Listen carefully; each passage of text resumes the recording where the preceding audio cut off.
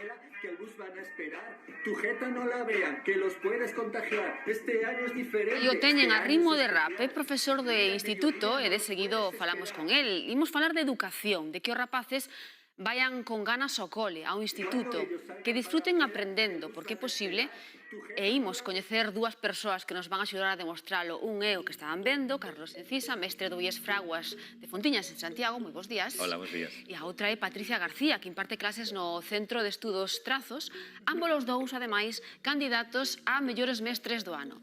Aquí hai unha persoa máis nervosa que a outra, porque un xa sabe o resultado e a outra está esperando o resultado. Entón, Carlos, ti xa sabes a túa posición, non, nese ranking? Dende esta mañá xa sei que estou de cuarto, en cuarta posición. Dos 10 que quedábamos, pues estou de cuarto. Cuarto mellor profe de España. Sí, sí. E iso... É o único galego da lista. Claro, iso que significa? Pois mira, é un orgullo. Xa dende a nominación para min foi un orgullo porque ti non te podes presentar a este concurso. Teñen que ser os alumnos e as súas familias que te propoñan. Entón, solamente estar nominado para min xa foi unha gran noticia. E agora estar entre os 10 mellores ou incluso de cuarto, pois fabuloso.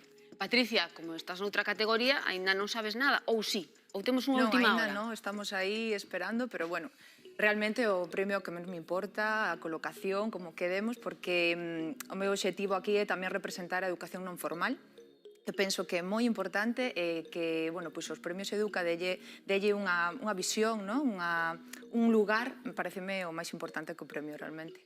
Bueno, pois imos a empezar, non? Porque nos queremos saber por que vos nominaron, non? E sobre todo é porque nos dous casos intentades motivar, conseguides motivar o vosso alumnado. Patricia, ti como fas? Pois mira, penso que sai un pouquiño da norma, do xeral, do tradicional, do que coñecemos como educación, porque intento que as miñas aulas estén sempre adornadas de fantasía. Entón, emprego moito a fantasía, as series, as películas, todo o que aos nenos ao final faille soñar, non? Levo a aula, transformo as aulas con decorados, todo feito a man, que é un traballo de moitas horas, de moita dedica, sobre todo no teu tempo de lecer, non? Entón, bueno, esa motivación empeza sempre a raíz dunha temática concreta. A maiores, algo que disfruto moitísimo facendo, é deixarlle mensaxes nas súas casas, nos buzóns. Entón, bueno, veño de Redondela, que é un pobo, pero ten alrededores, ten outros povos, outras vilas, non? Dedico horas nunha fin de semana repartindo, pois, como eu digo, felicidade, polos buzóns. É algo xa tradicional, que lle encanta recibir. Bueno, Carlos, a ti xa che víamos como moi activo nesas redes sociais, pero tes como máis estrategias para chegarte ao alumnado, para que eles se cheguen a ti. Bueno, hai unha novidade importante no noso instituto, que é a conta de Instagram, que non é unha novidade exactamente para un instituto, pero temos 2000 followers, que non se di followers, que se di seguidores. Aí está. Ela ten moitísimos máis, pero nós para ser un instituto de secundaria, pois xa son moitísimos. E a verdade é que a gran novidade este ano foron todos eses vídeos que fomos facendo para transmitirlle, para comunicarnos co alumnado, que sabemos que está casi máis tempo no Instagram que na vida real. Entonces, bueno, conseguimos entrar aí, claro, a costa de tamén botarlle moitas horas, neste caso, no meu caso, facendo vídeos con personaxes diferentes, bueno, un pouco de tono de humor, e chegamos a eles. Despois xa no centro, pois a motivación que Patricia tamén traballa é moi importante, non só do alumnado, tamén do profesorado. Entonces, como ahora son o director do instituto, pois trato de motivar tamén o profesorado. Estamos facendo proxectos internacionais, levamos varios anos xa no Instituto Antonio Fraguas con eses proxectos, e, bueno, son dinámicas que vas tendo para ir un pouco repartindo tamén ilusión no traballo.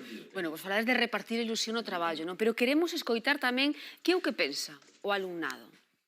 Nos gusta, nos parece divertido e, ademais, aparte diso, pois estánnos dicindo a verdade que é unha cousa que deberíamos facer. Que é unha forma bonita de transmitir ao alumnado a través dun rap o que debemos facer.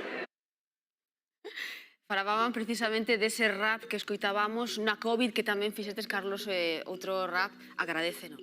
Claro, sí, a verdad que eles disfrutan con eso, porque saben que tes un rol que é o de director, pero cando están nas redes, eles entenden perfectamente que estás interpretando un personaxe, captan a mensaxe, son capaces de distinguir perfectamente cada cousa. A pandemia, bueno, o confinamento produciu bastante distanciamento entre a escola e as casas, e foi unha situación, creo que das peores que podemos vivir en educación.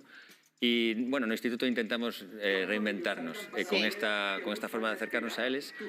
O conseguimos durante a COVID, durante a pandemia, durante o confinamento, pero despois o curso pasado, que tamén foi un curso complicado, pois descubrimos que era unha canle que era moi interesante tela aberta. Tamén abrimos unha canle de YouTube, entón os propios alumnos son presentadores de mini programas que facemos entrevistas a alumnos de outros anos e, bueno, así vamos tendo dinámicas novas para eles.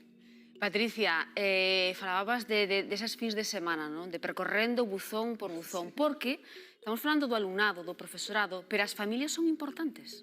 Sí, sobre todo no meu posto de traballo son moi importantes, penso que en educación son en todo, non?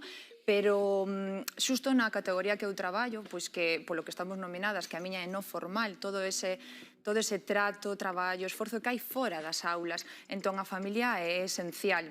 Sempre no meu día a día as pezas importantes son o neno, evidentemente é o primeiro, o neno ou a nena, logo estou eu como mestra de apoio e confianza de cubrir esas necesidades que o neno pois trae cada tarde, pero tamén está a familia, sen a familia non poderíamos facer nada.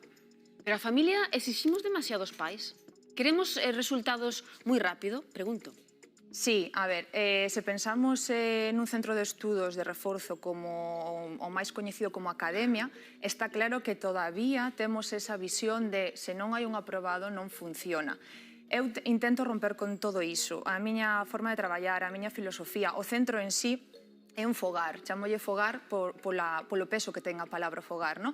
Entón, intento que sexa un traballo valorado dos nenos, un esforzo valorado e non unha única nota, non? Un obxectivo conseguir.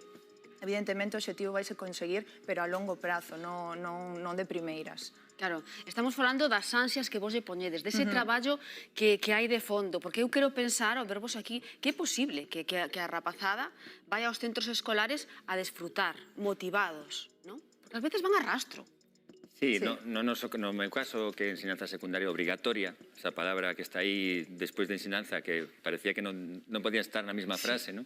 Pois, ao ser obrigatorio, pois sí que temos un reto aos profesores de toda España, de conseguir motivalos e que veñan a pasalo ben.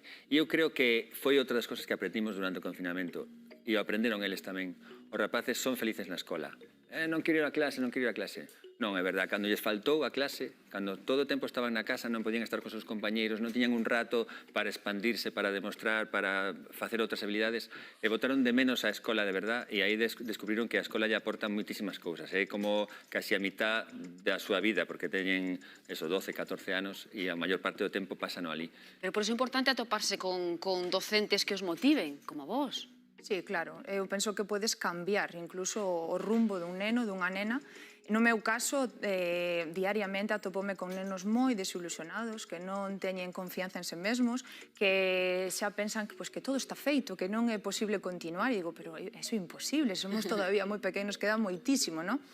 Entón, penso que esa motivación que lle podemos brindar é esencial incluso para cambiar unha perspectiva ou unha situación negativa que podan estar vivindo eles. Bueno, aquí o temos que deixar. Patricia, moitas grazas. A vos. Por certo, se sabes algo do teu resultado, terminamos sobre as 2:45, ti chama, que te felicitamos por teléfono. Graciñas, eso que sexa, parabéns de todos os xeitos. Grazas. Parabéns, Carlos, por esa cuarta posición. Grazas por motivar aos nosos rapaces. Graciñas. Gracias a vos. Grazas. Falámoslles agora porque